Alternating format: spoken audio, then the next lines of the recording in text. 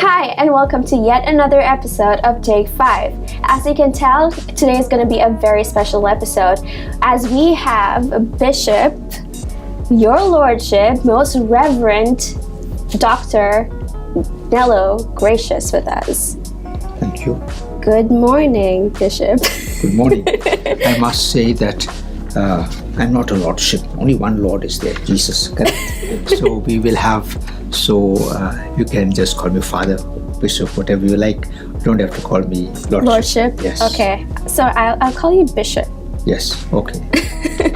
Okay, so as most of the viewers do not know this, you inaugurated the Cornerstone in May of 2015. Yes. What are your views on the Cornerstone? Yeah. I just shared with Agnelo that I find the Cornerstone one of the best magazines that I receive. It is so complete and speaks of issues which are rarely taken up in other magazines. For example, the 7 deadly sins. It's a whole issue dedicated to that, which I find where rarely you'll have anyone who will tackle these topics, and they're tackled very well. That's why I like the magazine, The Cornerstone. And I've been promising to write even something. I told Jacqueline I would write something for that. I never succeeded in doing that, but I will do it. And I told Agnelo, even I have a whole series of articles on the points which he had a whole issue on apologetics. Yeah. So I had a whole series on points which have been attacked, points of the faith. So I promised to send it to him. I only had to put it together, and then I've not done it, but I will do it as soon as I can. Because it would be a pleasure to read your articles. Actually, I will be happy to send them. And I would like that he would use them as he wants, if he wants to, even without acknowledging. There's no need of acknowledging. They're not my articles. Yes. So I'll be happy to give it. Okay, so your vocation is a very interesting one. How did you venture into being? Okay. The like, what was your calling? The priesthood, yes. Yeah. My vocation is really strange. I'll explain. I was in Kenya. I was born in Kenya. I had never seen India at all. But then when I had the desire to become a priest, I did not find any way of fulfilling it in Kenya. So there were no seminaries. But I had an uncle priest in Bombay whom I wrote to. He sent me a brochure of the Bombay Seminary. I applied and they admitted me. Now, I joined at a very young age, at the age of 14. I joined the seminary. And at that stage, I often think it is difficult to discern a vocation. So I often, when I look back at my life, I think that I doubt whether I really had a vocation when I joined. It came more in my second year of seminary life, when we used to go to Kandala for the holidays. We were not going home for holidays in October. We used to go to Kandala, and there one of my companions gave me a booklet by Father Lombardi on the seminarian and a better world. And I don't know what, I still sometimes can't really find out what in the magazine struck me, that book in the leaflet. But God touched me through that. And that was a very deep, first time I really prayed intensely was in Kandala, in my second year of seminary life. And I came back a changed person. All my values dropped. That's why I can never doubt the value of prayer in my life, because I saw it happening in my own life, all what I would have valued before. I came back like really thirsty for God. Now, this would have died out most probably, but I had very good companions who kept that fire burning, seminary companions, and I'm always grateful to them that they helped me grow really in the spiritual life. So that was always I say, the starting point of my vocation was not when I joined. The starting point of vocation was in my second year, when I went through this kind of experience, and I came back a changed person, eager to give myself to God. That is how I could speak of my vocation, not when I joined. I was too young. In fact, even now I think, when I look back, if any boy came to join the seminary as I came, I would tell him wait for a while. I was too young and immature. How old were you? 14. 14. So it was really not the best. I have been very happy as a priest, but it could be that someone else might feel regret that he joined so early. I've been very happy, and so I never regretted. And as I said, my vocation dates, I regard it that God brought me. He had his own ways of bringing me to the seminary. Things which would not be like picnics and things like this. He brought me to the seminary. But I saw that's God's hand, that he brings you in different ways. But my vocation dates from when I really made a decision was in my second year. And I said, yes, I commit my life to God. That was the time that I began. So I hope that answers the question. That does. Yes. So you're an auxiliary bishop. What does it mean being an auxiliary bishop? An auxiliary really is a helper. Okay. So I'm like a chokra boy, like a helper. So the main bishop is the residential bishop. Okay. So he has a number of, if the diocese is big, he has a number of helpers. We were 3 of us. Okay. Now there are 4. After I retired, we got a 4th man. So there are 4 bishops.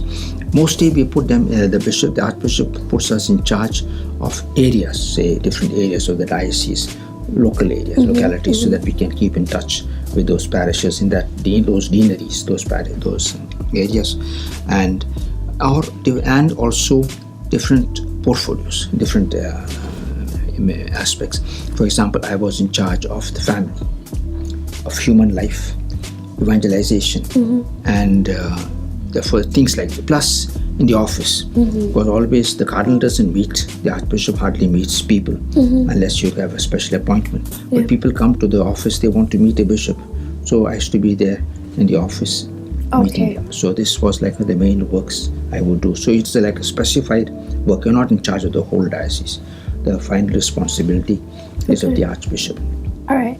Okay, going more into this. Yes. After you join your priesthood, what are the steps and procedures that you have to take in order to become a bishop? Oh, you don't take any steps to become a bishop. So, how? It is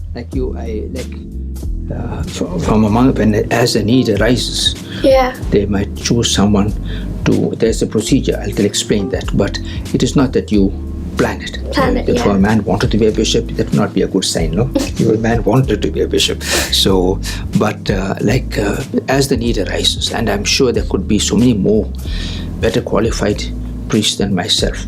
At that moment when they needed it, therefore the Holy See asks through the nuncio, they ask for opinions. They send letters to the priests, letters to the priest council members, letters to the parish council members, pastoral council members, the archdiocese, and they collate all this, and from that they choose a person to. The archbishop has a great say in it. Finally they have to work with him, so they will not send someone who will not be able to gel with the archbishop. So he has a great say in the appointment of the auxiliary. He is helper now. So therefore, finally it is his word that will count more than in the opinions of the others.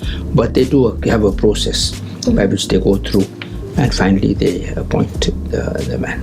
So it is an appointment rather than you can't opt to be a bishop. And I told you, it's not necessarily the most worthy person. There could be many more worthy. It happened only that I was chosen. It happened. And God's providence also. Yes. Okay, it's my final question, Bishop. What advice do you have for the youth of today? I don't know whether I can give them advice, but I want to say there's a lot of generosity amongst the youth, which has to be perhaps tapped, and mostly it is tapped in many ways through the parishes, through the youth movements. There's so much, you see, for example, when the Pope has this World Youth Day, now we are preparing for one more, you can see the amount of commitment that many of these young people have, remarkable. So there is what I do see, however, is that the future is not in the youth maybe as a whole for the church. The future would be more in committed groups, like we have the Youth for Christ, the Jesus Youth. All these are tremendously young people with tremendous amount of commitment who will make a difference from the point of view for the church. Yeah. That is one of the things I would say. Then secondly, maybe for India, one of the things would be that we should try to get youth more and more involved in the public services. We have no one at present in government, and that makes a difference for the church, that we should be able to have people who are placed in government, because finally the politicians change, but the administration continues, and they are the ones who finally make a difference for the policies of the government. So we should therefore train up more and more young people, keeping in mind the needs of the church. Train up more and more people, young people, to enter into government service, so that they can be of use to the country as well as to the church. If we have committed young people who will not compromise on their principles, then it will make a difference for the government. Because no matter how much we speak of corruption, we cannot rule it out. We cannot eliminate it unless we have people in the administrative services who are committed to honesty, integrity. Only then will we make a difference for the country as well as for the church. This is a hope, that we would get many young people trained for this. Because I can see that many young people are involved quite deeply in the church, in the parishes. But maybe we should work more towards going out and reaching out to the whole society.